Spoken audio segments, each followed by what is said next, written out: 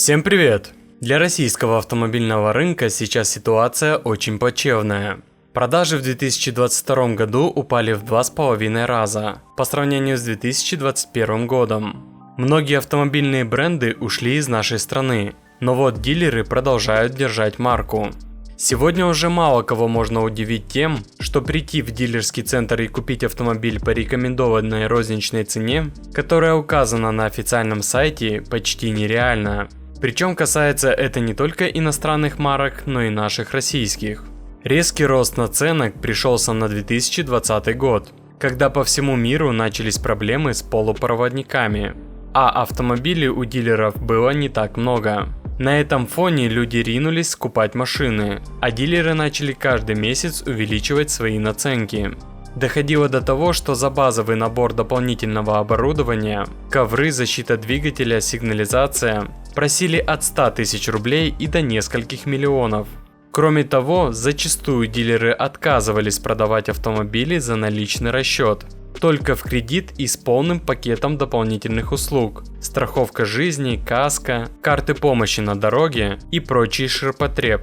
В 2023 году ситуация изменилась.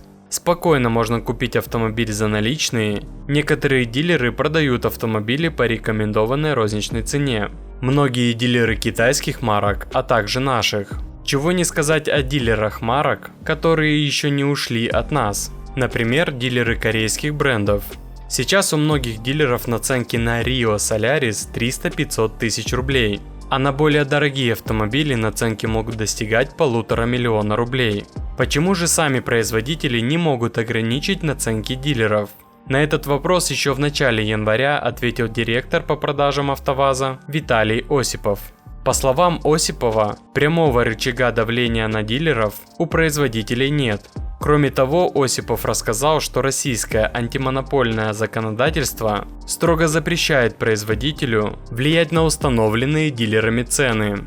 А вы знали, что на Автоспот можно не только найти лучшее предложение по стоимости ТО, но и посмотреть рейтинг сервисов и отзывы реальных клиентов? Поэтому, если вам нужно пройти ТО, сделать диагностику или ремонт автомобиля, как у официальных дилеров, так и в независимых проверенных автосервисах, то вам на автоспот.ру. Ссылку на секретные акции, скидки и спецпредложения я оставил в описании, пользуйтесь. Там же вы найдете лучшие предложения на новые автомобили. Хорошо, если сами производители не могут ограничить своих же дилеров, то что тогда наше правительство? По всей видимости, всем контролирующим органам было просто все равно.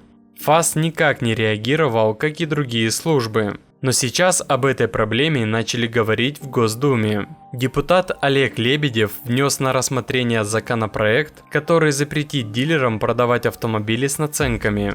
Новость об этом разместила парламентская газета. И если закон пройдет, то дилеры лишатся большой части прибыли. Остается надеяться, что законопроект получит поддержку на рассмотрении в Госдуме. Тогда дилеры не смогут продавать автомобили с уже установленным заранее дополнительным оборудованием. Его можно будет установить только при передаче права собственности новому владельцу по составленному договору оказания услуг. Если дилеров лишат основной прибыли, многие из них в итоге могут прекратить свое существование, а люди смогут позволить себе купить новый автомобиль по той цене, что указано на официальном сайте. А как вы считаете, спасет это наш авторынок?